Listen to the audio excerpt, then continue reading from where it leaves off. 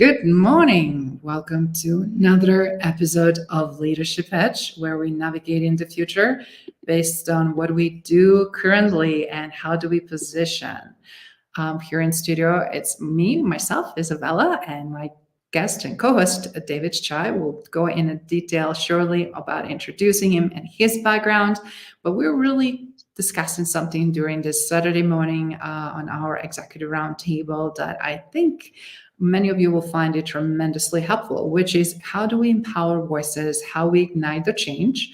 And when we're all frustrated and when we wanted to see things done differently or done better, and guess what? Nothing like a great time to step up and do collectively with shared responsibility. So we're going to be discussing the power of collective responsibility, specifically from the leadership lens. And for everybody that is new to Leadership Edge, I just wanted for you to understand why we're doing this series and what Leadership Edge specifically means and why it's so important more than ever, because it's giving us not only competitive advantage or innovation, but also approach. How do we lead during these chaotic, turbulent times? And how do we lead with empathy, diversity? How do we foster our personal, professional growth as well, growth for others? And also, how do we lead with that excellence? So, as I mentioned this morning, we're having David here with me. And David has a tremendous background, not only in film industry, from wide range of roles, but also very curious, innovative mind. He's writer, he is a director, and most recently he did something that so many of you that obviously are having probably a lot of emotions right now based on the polls and what we're seeing. He produced the film called Your Voice Matter. David, welcome. Hi, how are you, Izabela? I'm doing great. Thank you for joining me. I am curious, David, with your background, and how did you, first of all, for everybody that are you new to, do you mind just quickly give a snippet? How did you get and transition from engineering to the film and film industry, and how you're disrupting the industry right now? Well, actually, I have been in the film industry for almost 30 years.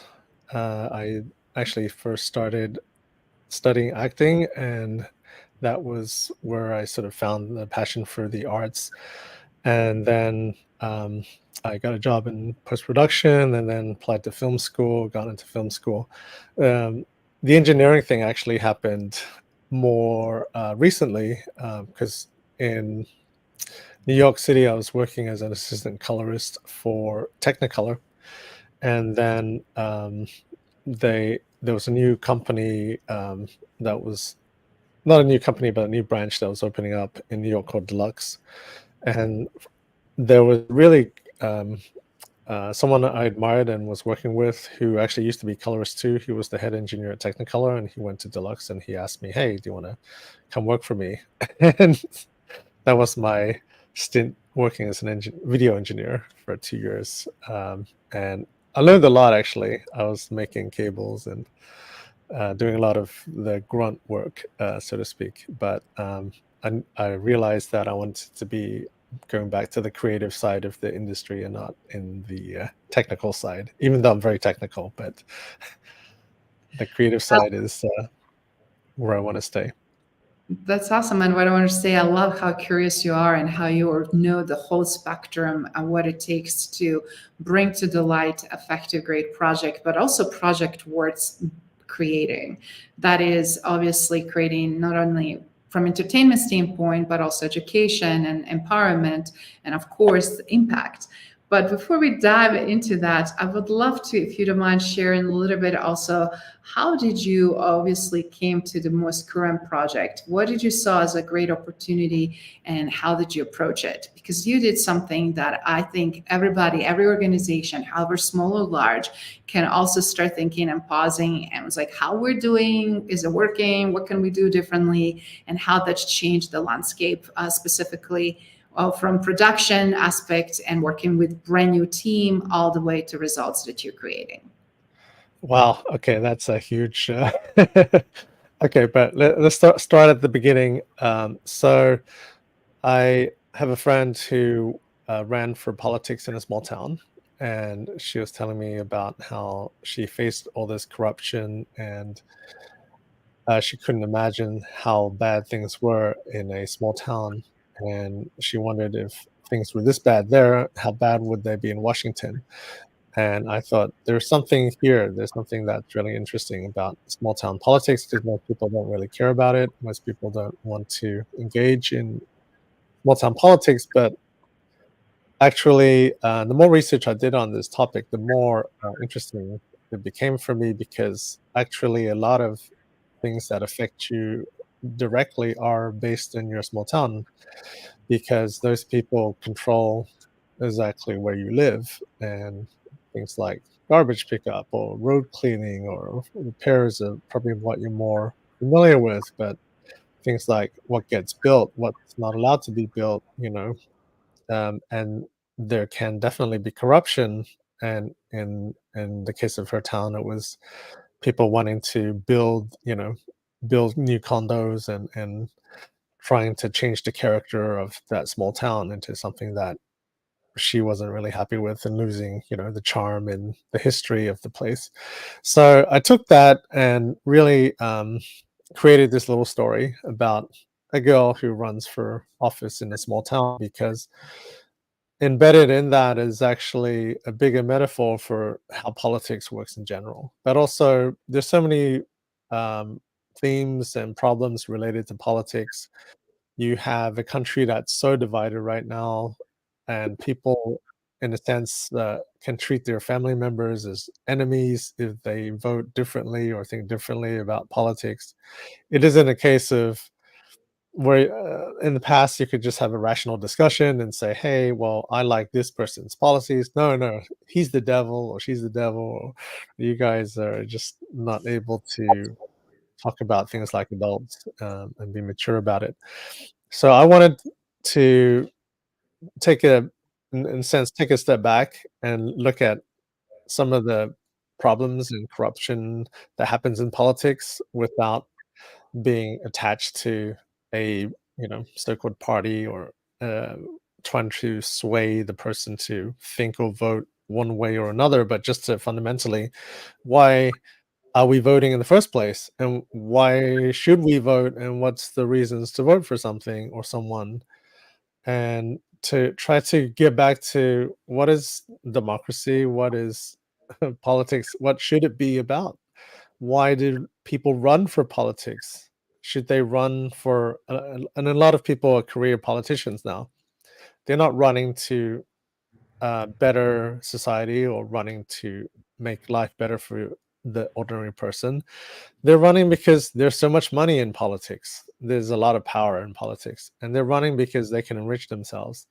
And it's a pathway to basically becoming very wealthy. So for a lot of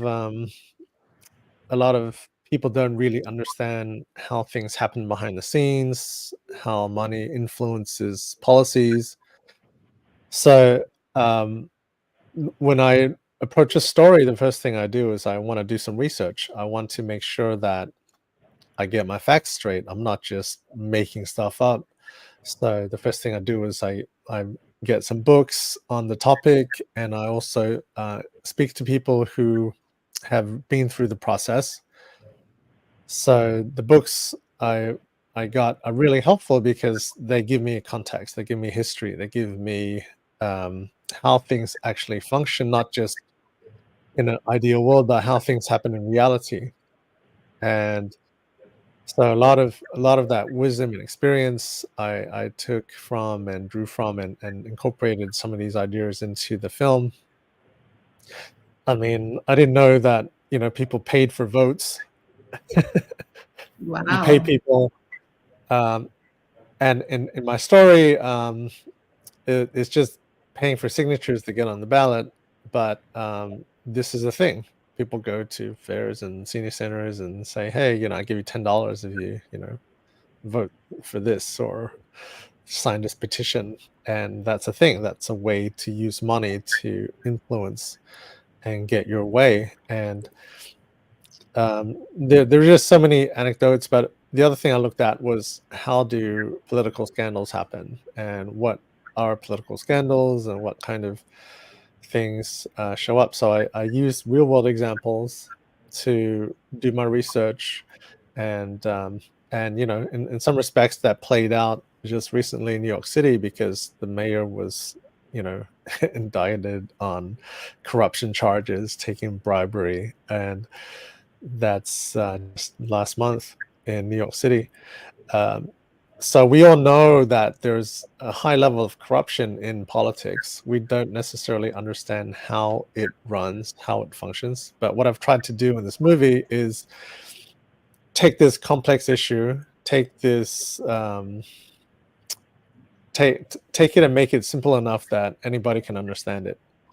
And also not just understand it, but be entertained and laugh about some of the things that happen in politics.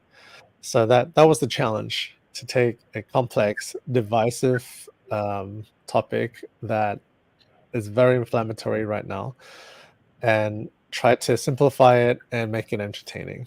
And hopefully I was able to accomplish that.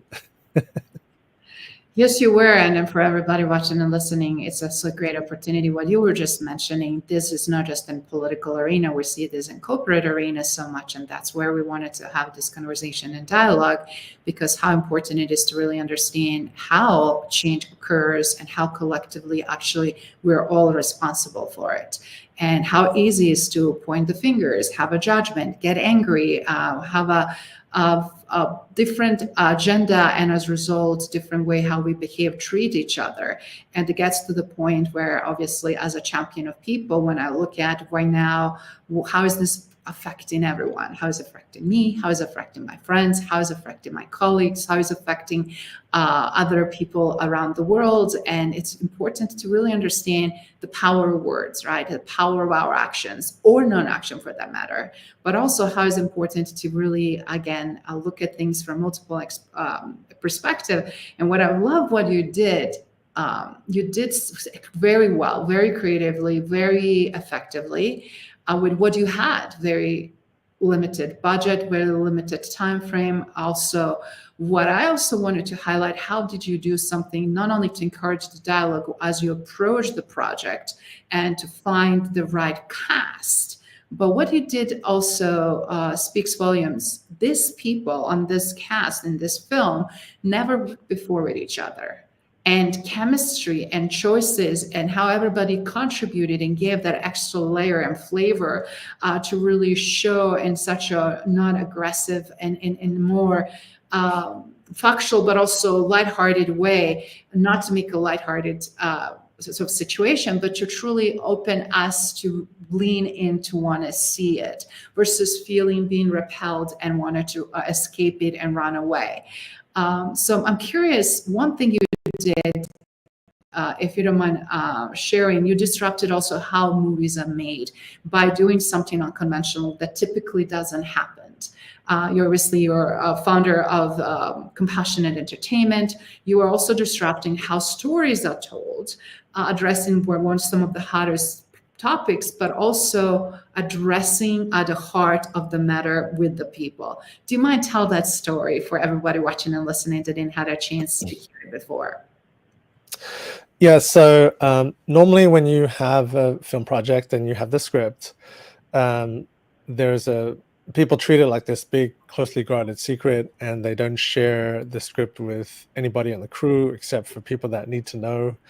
And so a lot of times, and also for actors that maybe they just have one scene, they're only given the one scene, they don't know anything about how the scene fits into the bigger story. And for most of the crew members, they have no idea what it is they're actually working on.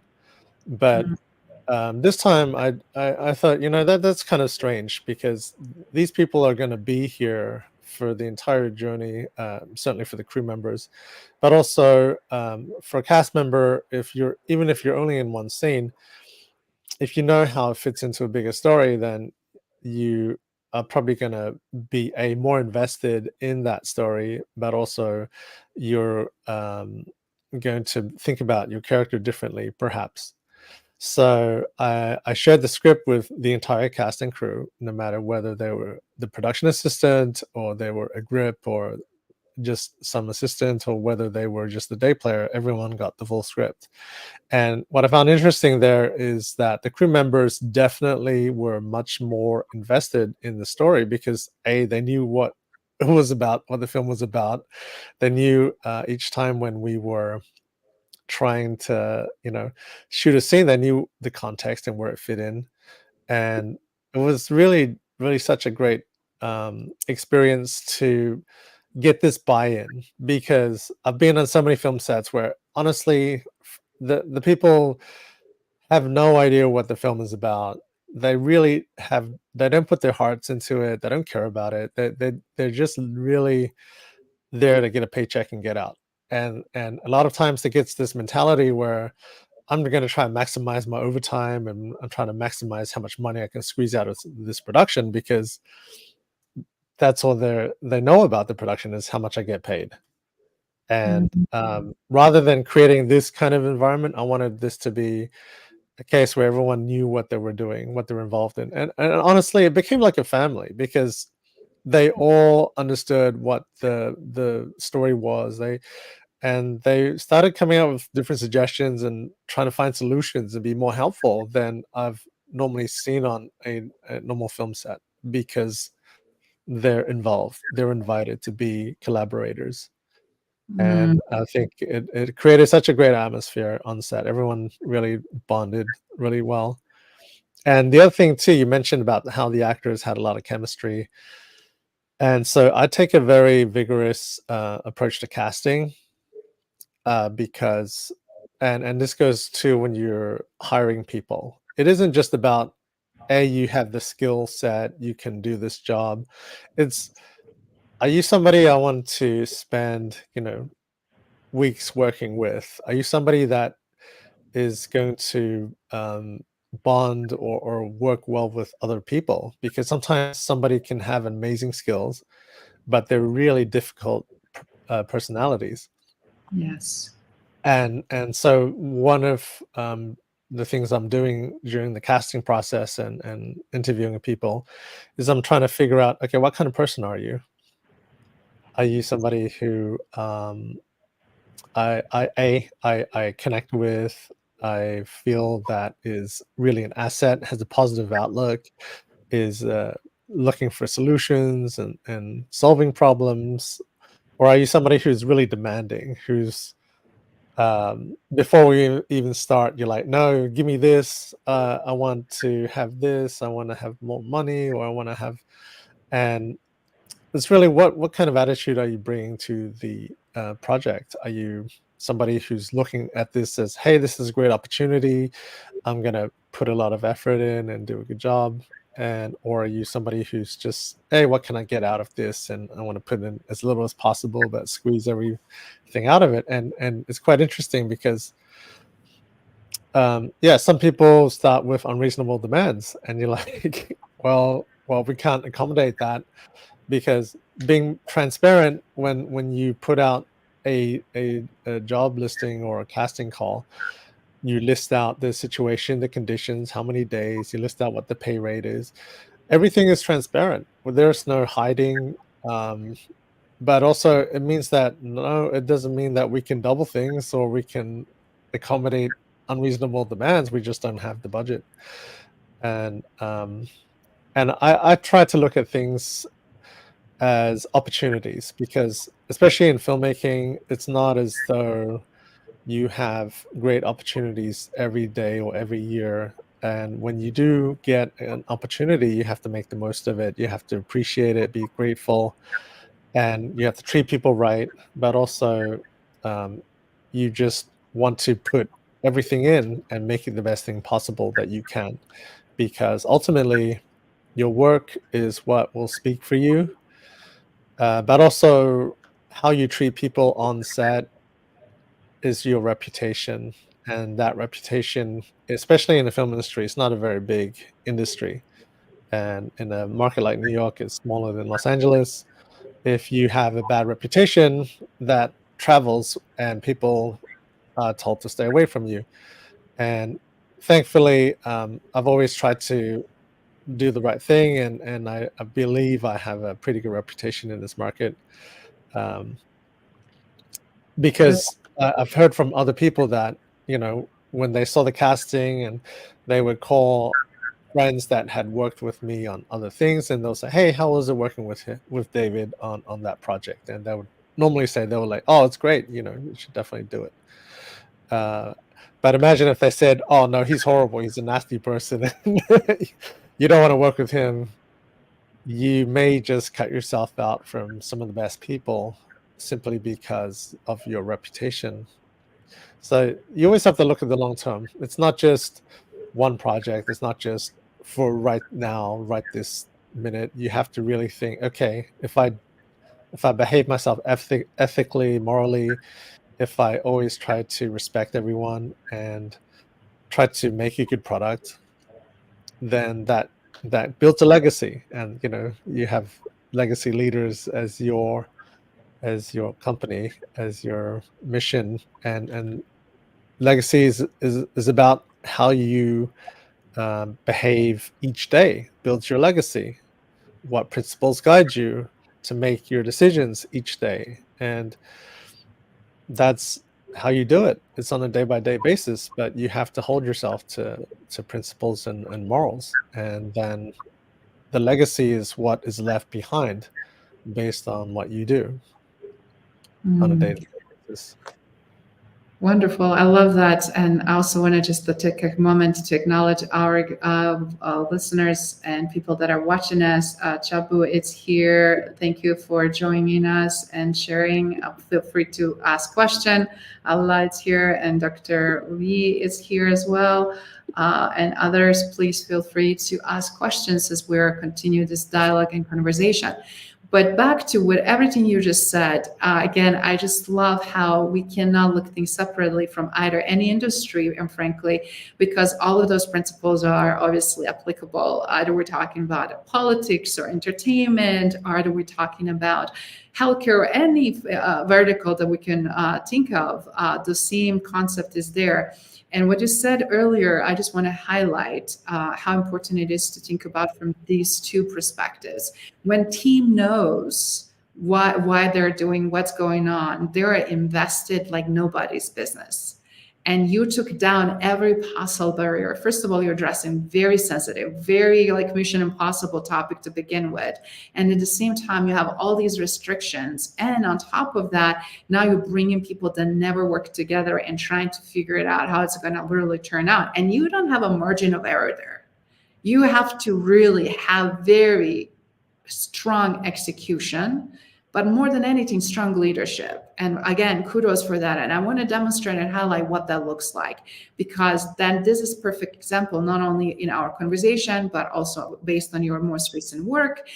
From everybody watching and listening, we're going to have a link again shared that you can take a look and see your What Matters free film that is available right now, right in before election here in the United States, but a great educational component for everyone that wants to refresh on it.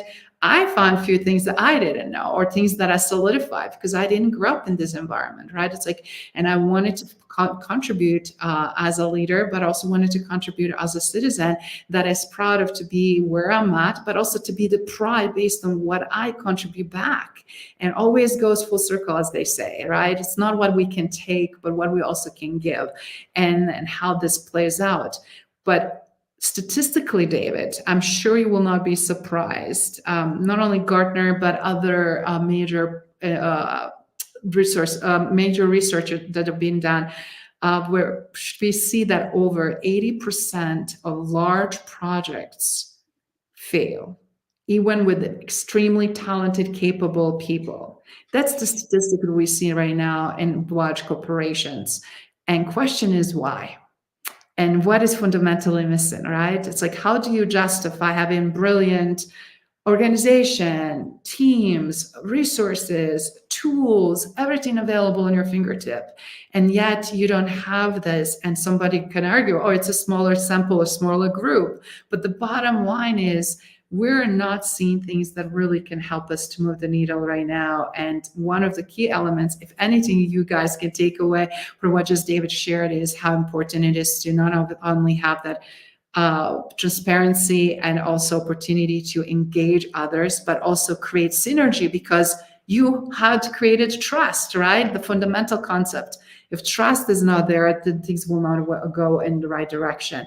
But also playing the lean and effective. You innovated the process, you changed some things, but you also look at from innovation and technology, as well as also your leadership techniques, what is working, giving the sensitivity, right, and how you approached it. But what other takeaways you learned from this as a result, David? Well, it's a staggering number. 80% of large projects fail, and sometimes you do give everything, and it's still, it's just not meant to happen. But there's always things that you can learn from your failures or your things that didn't do so well. And for me, I try to be as prepared as I can.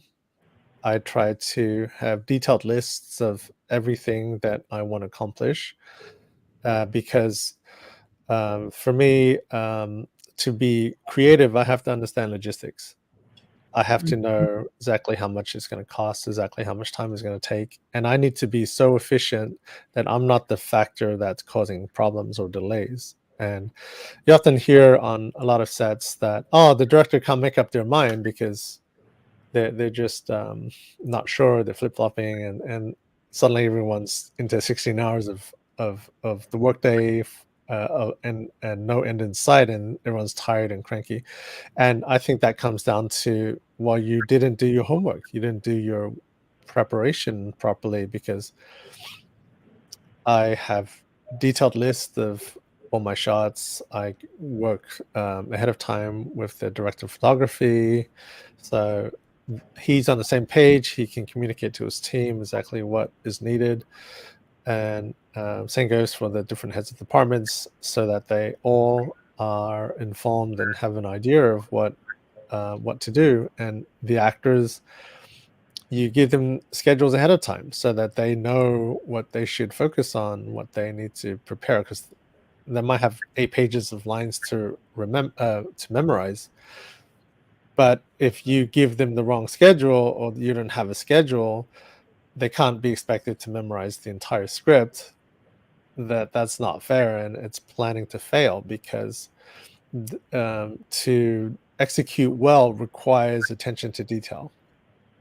And especially when you don't have a bigger budget, you don't have such a margin for error. Like, we were shooting in December, and in December you only have 8 hours of daylight.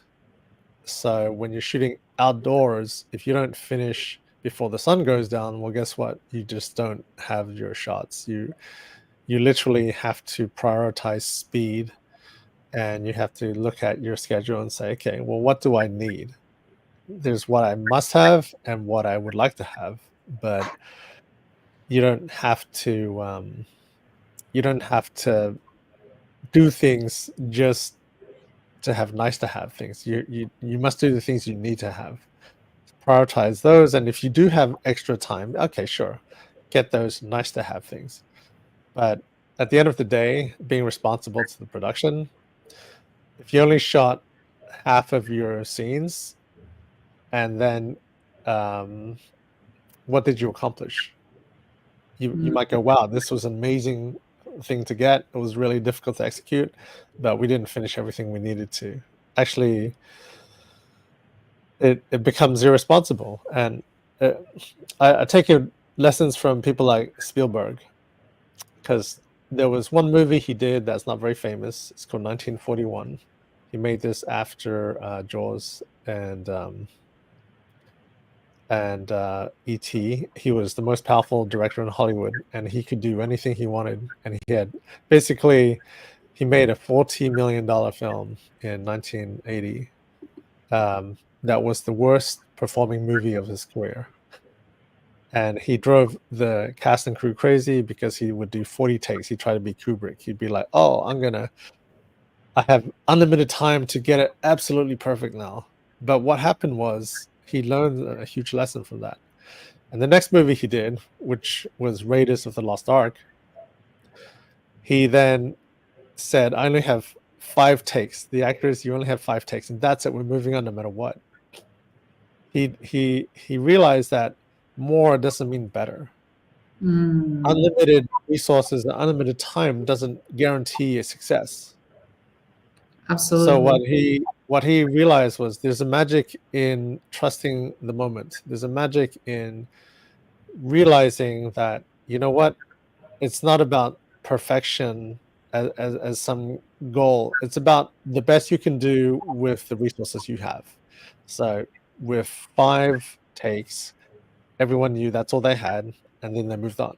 And so he was able to shoot that film on time, on budget, a very complicated movie that became a classic, Raiders of the Lost Ark. But for me, the lessons are the same because if I have 8 hours to shoot exterior scenes, I can't be trying to do things and saying, "Oh no, let's do like 25 takes of this," because the sun will be gone and we haven't finished. And no, when I see that I got what I wanted, I might do a safety, and then that's it. We're moving on because we have it. We've got it. What are we doing? Like, we're wasting time now to if you really got what you need, why are you wasting time trying to do things and squander the most precious commodity you have, which is time?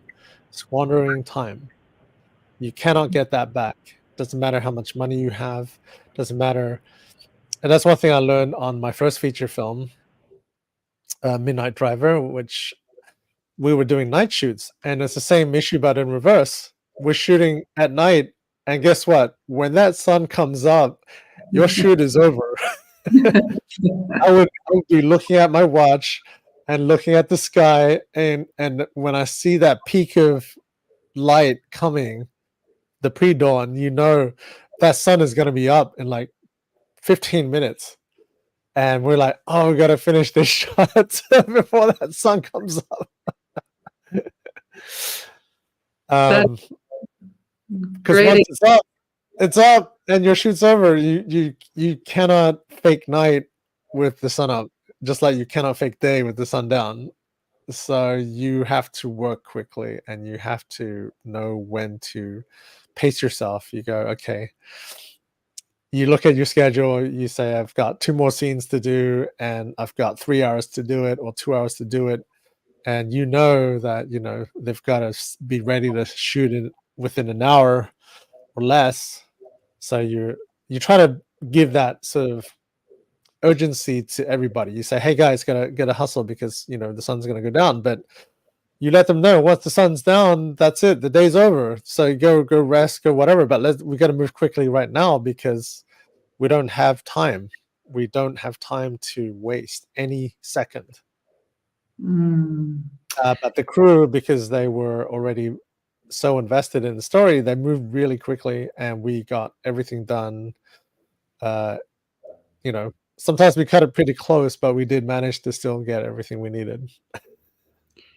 I love that concept. That again, knowing your restrictions, the level of preparedness that is needed to be, but also level of communication and planning and logistics, and obviously always leads to that phenomenal execution. And it just shows again where we see commonly patterns of things breaking down. Either through projects or different programs or different level of efforts. And just because everybody have a different level of either skill or understanding on what level they are operating in. If we don't set those standards or if we don't show what that looks like or feels like, others cannot adjust, right? But also if we don't invest time, as you just pointed out, how important it is to know those parameters and then share with everyone and bring everybody together to work in the same direction towards the same goal, which you also were able to do very quickly. That's the perfect example, not only of success, but also the excellence that is required at any given time. And then also what is so important is that how you were able to not only bring everybody together through obviously transparent approaches, but strategies that you encompassed to make that happen. So when we know the purpose, right, why we're doing what we're doing, it's easier. It's easier to commit, it's easier to understand, but also as a result, it's easier to impact. And then also, so that's a really great example. So everybody now that we're exposed to this now know what's possible, right? It's like, so they will be speaking up in next venture, even if they don't necessarily work together. They will be like, actually, we can do this a little bit differently, or we can do this a little bit better. And we're finding that a lot of companies are not really cultivating that creativity and inclusivity and diverse way of thinking that truly is asset to everyone, especially for organizations. Don't you think? Yeah, absolutely. You know, the people are your best asset. It's not about equipment. It's not about having the latest toy. If you don't have good people on your team, you are not able to execute at a high level. That is so, so true. And one thing what I love and I want to point out for everybody watching and listening, I know that people say it's a cliche, a lifelong learner, but you are the lifelong learner. And I wanted to really highlight, and you touched on what important is that either we like it or not, we are shaping our own legacy by action or lack of it, or wrong actions or lack of, like, you know, how we perform or how do we show up, how do we lead. But when we live and lead, we can leave phenomenal legacy while we're still living and still leading, because it's a different trajectory, because it's based on different milestones. We don't have to wait just when we're gone, we're not anymore in the flesh here on this planet Earth, but also obviously these milestones, like these projects, like these films that you created and opportunities for others, are also proven example that these milestones are the ones that really show us and great indicator which direction we're headed. Are we headed in the right direction? What do we need to do to adjust? Are we there going to completely to derail, and why? And then really take a responsibility. What I love also is how much lack of accountability can truly affect everything, right? Morale, and as a result, obviously, performance, and as a result, the outcomes. But also how much, if we're not paying attention, I love what you said earlier, research. You did due diligence. You asked, you acquired, you gained different knowledge from different perspectives, and you created something that everybody can then really understand, but not only understand, but also identify with. To be honest, when I watched the film, I felt like I can identify. I can identify on so many levels, not only with the main character, but also with the different characters as well, and their way of thinking. And what really shows on the end of the day, just because you and I think differently or have a different position on different things, it's not a reason for us to tear each other. It's also a great actual opportunity to learn from each other.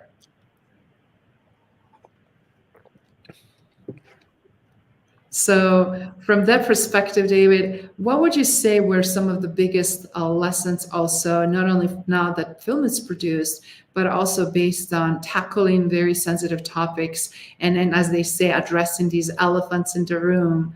Like a lot of times we see when we don't acknowledge the problems, or when we don't talk about the problems, they don't go away. They just get bigger and bigger, right? But they affect everyone. They affect mental health, well-being, sense of psychological safety. They affect opportunities to really show up the best self. Am I stressed out before I even started something? Did I get enough rest? Or my head was spinning in so many different directions because I truly don't know what to expect, and how I'm going to be able to bypass all the problems or bullets or attacks or whatever might be the scenario. I would love to hear how you see this really changing and shaping that bigger ripple effect that you're creating. Well, I think a lot of people are scared to touch politics or topics like politics that are very explosive or divisive.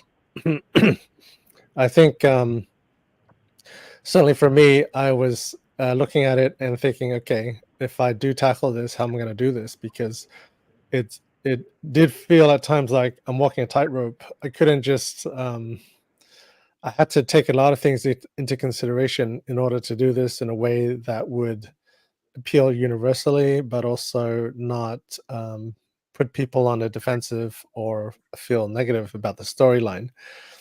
And honestly, it's a story that I felt important to tell because it affects us all um, fundamentally and on a daily basis, actually.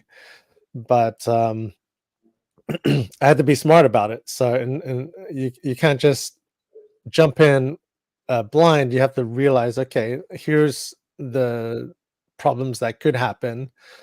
People could try to cancel me, or maybe um, and go, okay, if I am to do this, how can I walk this path and do it in a way in which is going to have the best and most positive outcome? How can this be? So, in one respect, I thought if we make this funny, it puts people into kind of this goes back to the purpose of things like comedy in society, or the court jesters in the king's palace. The role they play is they're able to comment on things in society in front of the king, so that the king has a sounding board. But because it's funny, he's able to accept it. He's able to process and think about things in a way in which, if someone confronted him about it, he'd probably say, "Off with their head," kill that guy. But comedy traditionally has been the way to tackle sensitive issues and allow people to laugh at things so that they can think about it differently. So for me, growing up in Australia and certainly the UK and Australian cultures have a lot of comedy based around their politics. There were very popular shows on in the UK called Spitting Image, where they had puppets representing Margaret Thatcher and all these old prime ministers, and they would make fun of all the leaders. And in Australia, they would have comedy shows where they did that, and people would basically laugh at all these leaders um, on a daily, on a weekly basis. And it didn't mean that they took politics any less seriously, but it just meant that they could critique and talk about politics in a way which was much more open and much less divisive than it is now, where it's almost like you can't say anything about anything. If you say anything at all, you just get canceled. Even if what you're saying makes sense, it doesn't matter. So I decided, okay, humor is my best way in. It has to have this light, humorous touch. Otherwise, if you turn this into a hard drama, if everything's super serious, and you're really, really talking about these issues in a very, very serious way, then people suddenly will be more defensive and more critical, and like, they portray this, how they portray this is. But hey, it's fun, it's funny. She's Barbie-esque, she's a bit like the Legally Blonde woman. I mean, how can you take this seriously? But at the same time, so many of the real issues are represented in her journey, in her story, in her struggle. And then you can look at it with kind of a light touch, and you can think about it differently afterwards. If you go back and think about what she actually went through, what she had to accomplish, nothing is actually that funny. It's just that the character and how she reacts and things are entertaining and funny, but the real issues represented are very serious topics, and a lot of the things that transpire are things like the corruption. That stuff is horrifying to know that that's how it happens. But so the treatment allowed a way into this without immediately putting people on a defensive.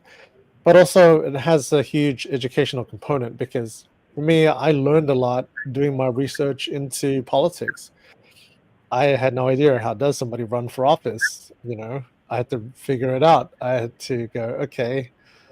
When I asked one of my one of the local people here who ran. I said, what did you have to do? What does it mean to do this?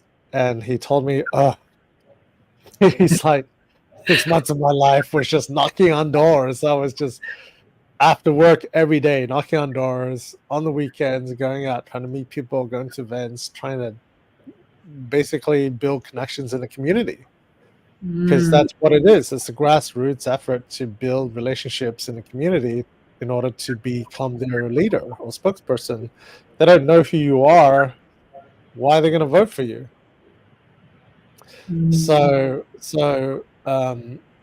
once I found that piece of information, which is actually very crucial, they don't necessarily talk about what a grind that part of it is. But that is why politicians are campaigning for so long before an election. For a year, all they're doing is going on the road campaigning, right? What does that even mean? I'm campaigning.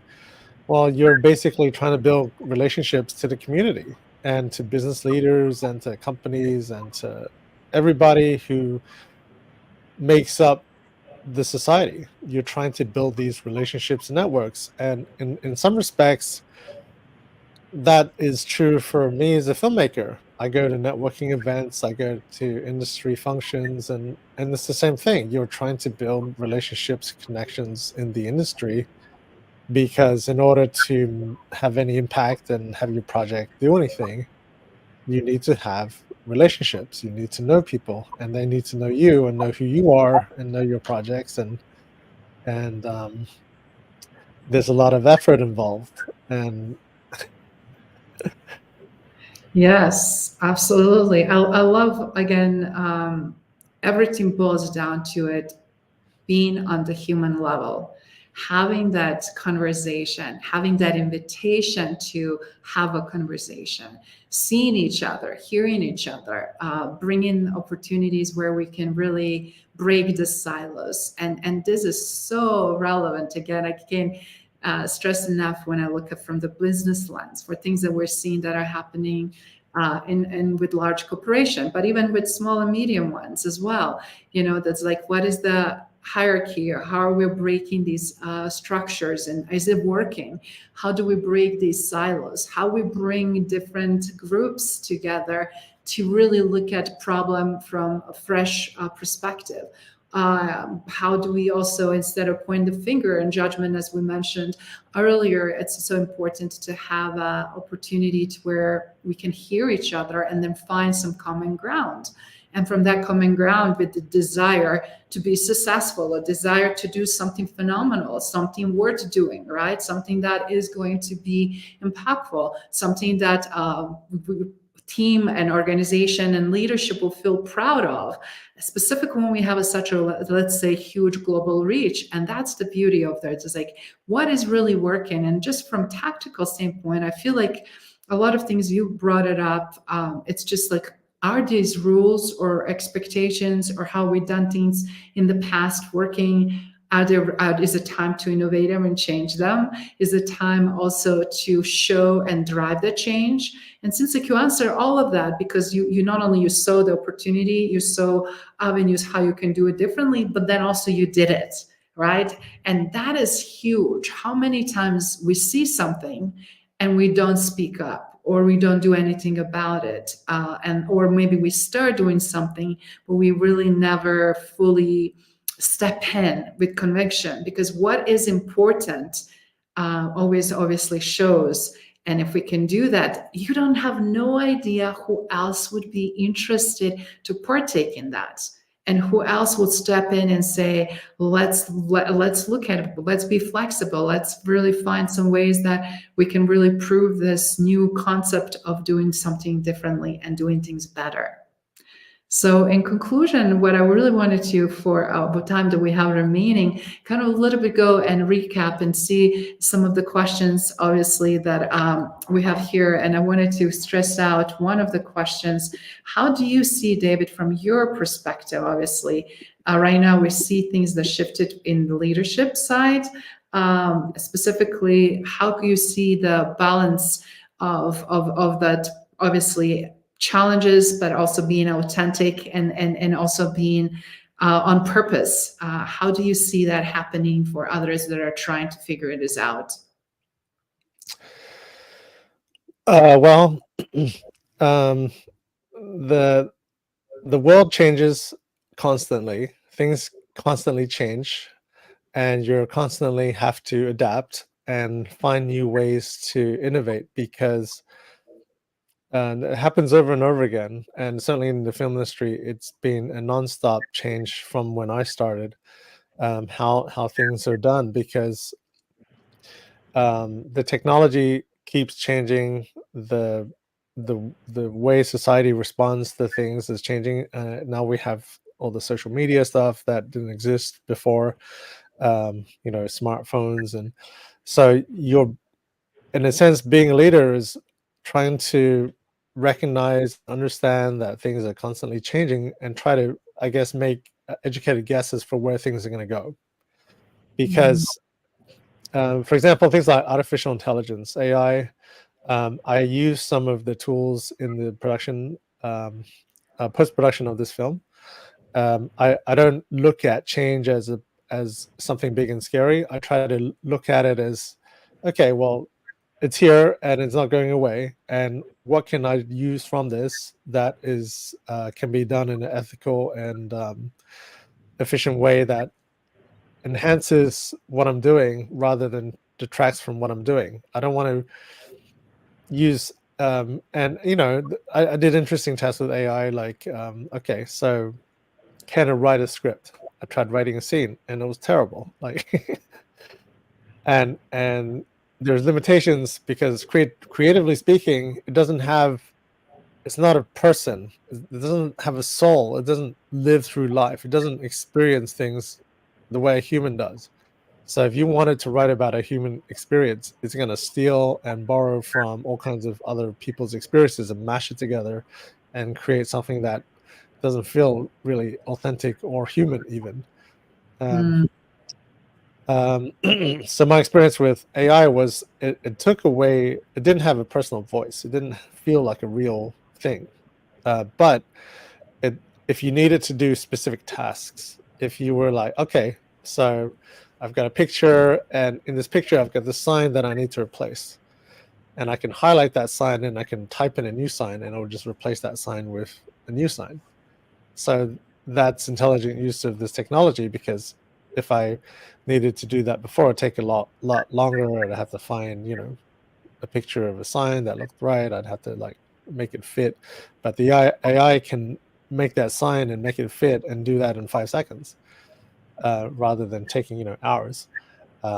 It's not that it's a task that we couldn't do before. It's just now I can do it in seconds. And yeah, it means that you can extend the resources that you have, so you can do more things more efficiently and faster. But in terms of creativity, in terms of replacing a person for a creative task, I don't think it's there, because and I have friends who use AI to write musical scores for their movies, and the reason he did that is because he wanted to license these songs, and the record company was like, "Oh, sure, $300,000 for these songs that are 30 years old and nobody listens to anymore." And he was like, "But these aren't even hit songs." Like the level of greed. So he used the AI to create songs that sound like from that era, simply because he had no choice. He didn't have a budget. He couldn't think about entertaining that level of cost. So for him, it allows him to maintain his creativity and create something that he was happy with. But for me, I prefer the real human touch. So I had a real composer. In fact, there were 3 composers who worked on the music for this film, because to me it's important to have these themes that recur for these characters that were unique, that were so much about them. And it definitely took a while for them to write the music. It took about 5 months for them to write the music for this film. But I'm really happy with it, and it really does give a unique identity and feel to the whole movie. And it's not something, if you just rush because you want a result right now, yeah, you can shortcut the process. You can have something that is okay, but will it become something that's a classic? Will it leave a legacy? I don't know. That I don't think it's there. I look at AI Mm, photos, and a lot of it to me looks. I can recognize what AI looks like a lot of times. It doesn't look real. It There's just something about it, and AI video is even worse. Like I look at AI videos, a lot of times I get a headache because there's something about it just that doesn't even respect the laws of physics, and mm, it's kind of this weird hybrid thing where the machine doesn't really understand how our world functions. So when it creates a video, it breaks the laws of physics. It breaks the laws of our society in making that video, and it's just weird. It just gives you this icky feeling. So, mm, um, so going back to what you're saying, yeah, as as a leader, you can't be stuck in the past. You can't say, well, this worked for 30 years and it's going to work for the next 30 years, because that's not how society works. You have companies like AOL and MySpace that are a history blockbuster, that are history because they didn't want to adapt. They didn't want to see that society changes. And as a leader, you need to be curious. You need to um, entertain, um, and see what where things are going, because that's how you be responsible to yourself and to your company and to shareholders, or in my case, being responsible to the audience. yeah. If I just try to make a story that is the same as 20 other movies have made this story, the audience sees it and goes, "Wow, that feels like a rehash, retread, whatever. I've seen this movie. Why are you making this? What's the value that you're bringing to the table? There's nothing new here." And it's because it might feel safe, but you bring nothing of value. You have to go, well, what haven't I seen before? What story hasn't been told? And part of that with this story is a film about small town politics done in this way has never been done before. Mm, So this was new, and when I did my TV series, it was a cop TV series, and there are hundreds of different cop shows in history that have been done, but I needed to find a new way to do it. I was like, well, what hasn't been done before? And what was interesting for me about their stories, about police stories that I haven't seen. So I was digging more into, well, what's the personal story? How are they as people? What are they dealing with, not just on the job, but at home with their family? What's the fallout from some of the difficult things they face? That was a much more interesting question for me than just what's on the job. So for creating art, for telling stories, yeah, you can argue the same themes have been told throughout history. But society is different from right now to what it was 20 years ago, 30 years ago, 40 years ago.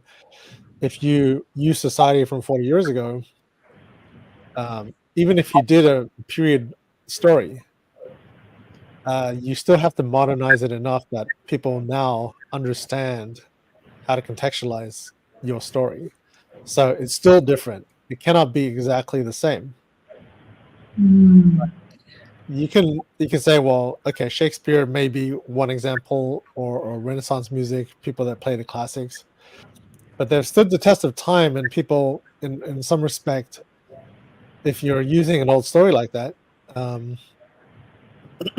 they are they have studied it in English class, so there is some way to understand it. And if you didn't have that level of background, you actually wouldn't be able to understand it, because it it is too different from what we understand as English today.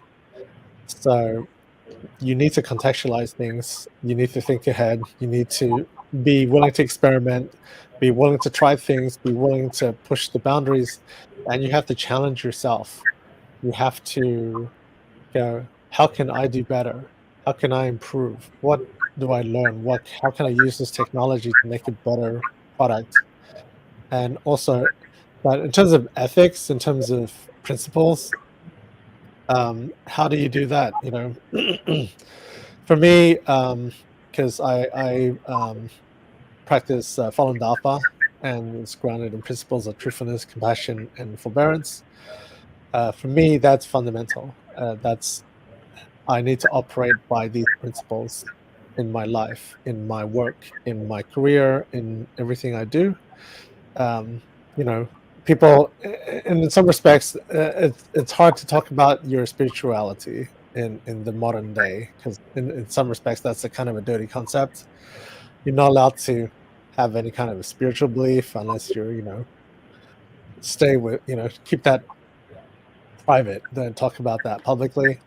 But and I tend to not speak about that too publicly because it's not something that I want people to look at me at first and say, "Oh, okay, I put you in a box." Um, but it's no, it's important to um, understand that most people don't want to necessarily find that side of you up front, but it's something which, if they get to know you over time, okay, that's fine. I now understand why you are the way you are. But even before I practiced that, I always really my parents instilled a strong sense of right and wrong into me. It wasn't, if you cheat people, if you put out bad things to people, to me, karma is a real thing. If you put out what you don't want, and you will get it back. And if you just do good things, it doesn't matter about the reward. It doesn't matter about whether you are going to get paid for that.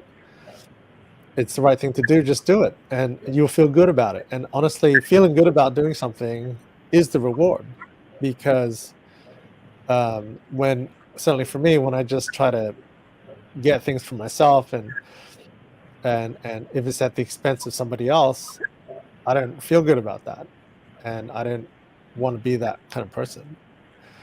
Hmm. So having principles that you can that you carry through in everything you do, through your actions, through your words, treating people with respect and respecting um, people's rights to their own beliefs and their own,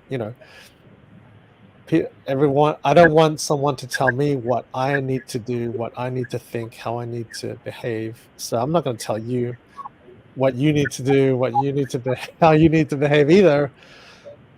However, in a professional context, if what you're doing is not up to the level required of your position, of your responsibilities and your role, well, I have to have a discussion with you, and I have to say, well, look, you're not performing. There's nothing to do with who you are personally or your beliefs. This is just the fact that you're not performing based on your responsibilities, and either you step up or you can't be here. Because um, but again, if you don't bring things up, if you're just nasty to someone, if then I'm out of my principles. I'm not behaving according to my own standards. I should at least raise the issues and discuss with people so that they have the opportunity to respond. And if yeah, I'll probably give more leeway than other people, but it because the other thing too is I have to be responsible for production. If someone is not performing, I have to replace that person with someone who is going to be up to the task. Hmm. So this, to me, this isn't um, in any way contradictory to um, operating as a good person and having principles, because there are standards. There are standards that I set for myself, and there are standards that I expect from other people. And if I don't hold people to standards, well, what kind of product is it going to end up being? It's going to be a lousy product because people recognize when things are substandard. People don't like products that don't do what they say they're going to do, or they fail. Or in the case of a movie, to me, I have to earn every second of the audience's time. I have to earn it. I don't expect they're going to show up for me. I have to make sure that the story I tell is entertaining every second so that they want to continue watching. If I don't earn their time by my methodical and hard work and effort, that's on me. Like, I can't blame the audience for not wanting to like my movie because they don't owe me that. Nobody owes me a love for my movie. I have to earn it. I have to put everything I have in to earn that because I respect people's time. I respect the stories that have come before. And for me, I try to aspire to reach those upper levels of storytelling. So it's a constant, constant evaluation. I look back and say, look, did I do the best job I could? Are there, at the end of each production, is there things I could do better for next time? If I look at my story, is there any parts of that story that feel like they could have been better, or how could they have been better? And it really is. What did I dig deep enough as an artist? Is this personal enough? Did this touch me? Did I feel really that I shared my soul with this project or not? Because if it isn't deep enough, how's it going to connect with somebody else? So really, the goal of the artist is to bury your soul in a way, because that's the only way when you're vulnerable, when you're willing to share, that the other people can see that and feel it, and they can engage and take that from you, take your lessons, your life experience, your love, your compassion. They can take your wisdom. They can take that shared humanity with you, from you. And in a way, you share the experience together, because once I put a story out there, other people will respond to it based on their situation, their background, and if it's personal enough, then everyone will find something for them.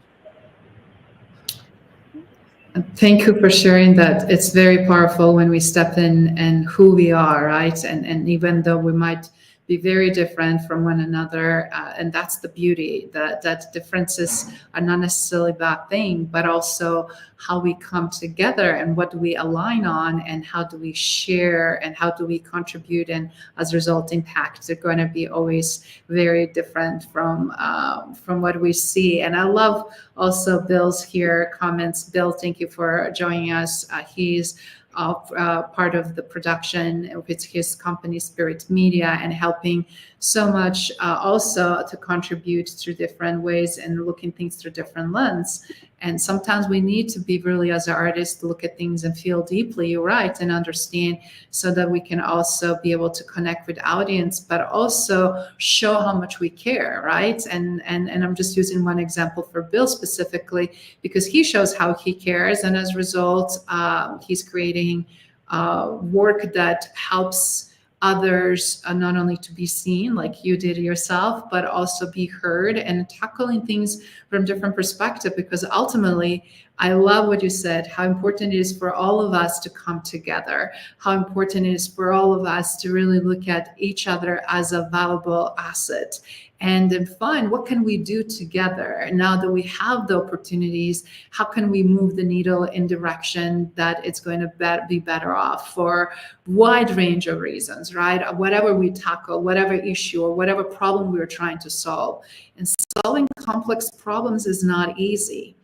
judging is the easiest way, blaming is the easy way, a lack of accountability is the easy way, having very negative narratives, putting people down, but being visible like you and I chose to do this morning, being vulnerable as we also chose to do, but also being loving, caring, and inclusive, compassionate, and still yet being successful. See, those are the things that are like you, it's other ways to achieve what do you desire. It's other ways to also have success criteria, as I mentioned earlier. It's other ways also to reach out and connect with people like we just did, and having guests joining us here from different parts of the world, because it's curiosity, because every choice and decision, even in my own little part of the bubble that I am here, outside, or Denver or whatever, or for you, where are you at outside of New York City or in New York City or other parts of the world, we have chance to really see how that creates the ripple effect. So for everybody watching and listening, first of all, we want to say thank you for showing up. Second, for David really giving us this very beautiful holistic approach. How important it is when we bring the right attention, accountability, desire, tools and learning and experimentation.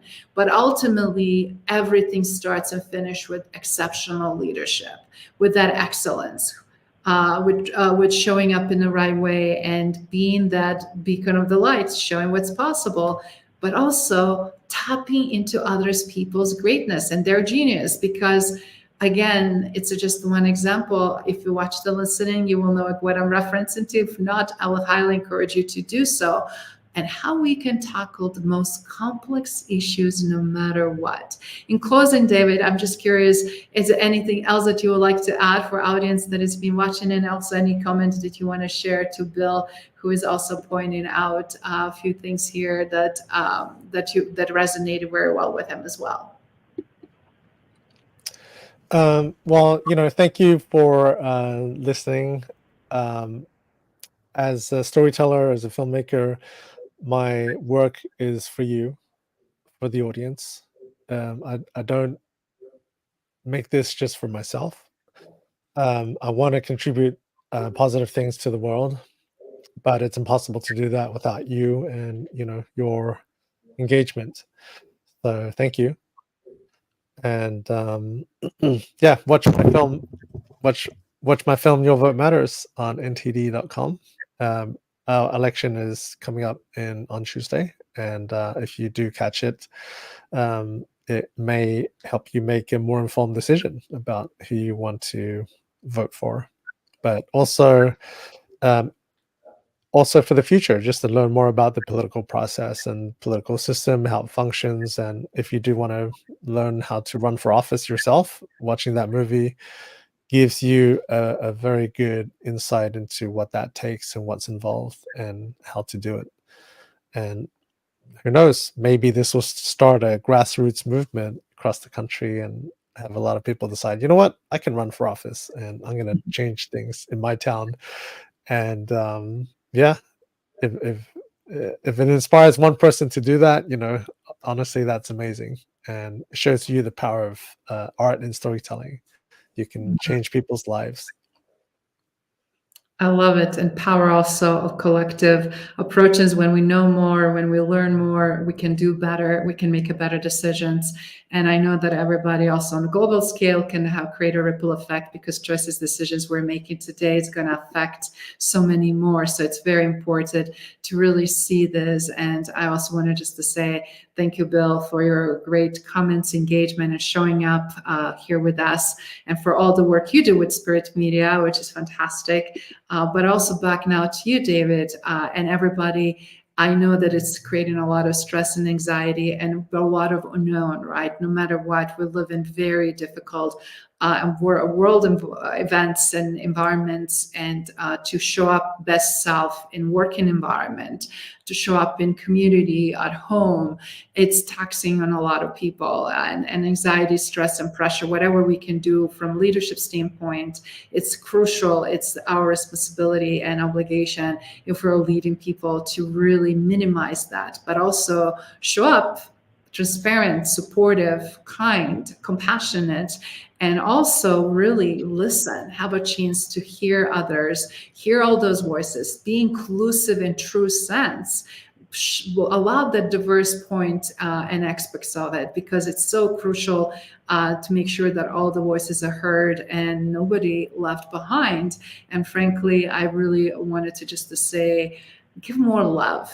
Just today with Bill showing up, with everybody that showed up, from all those gentlemen that we had a chance to see before, from Chuba to Allah to Dr. V to Shawandan to Bill and others. It's so important, again, to show up and shine, and also lead the way, because your actions, however small, matter. Your choices matter. Your decision matter.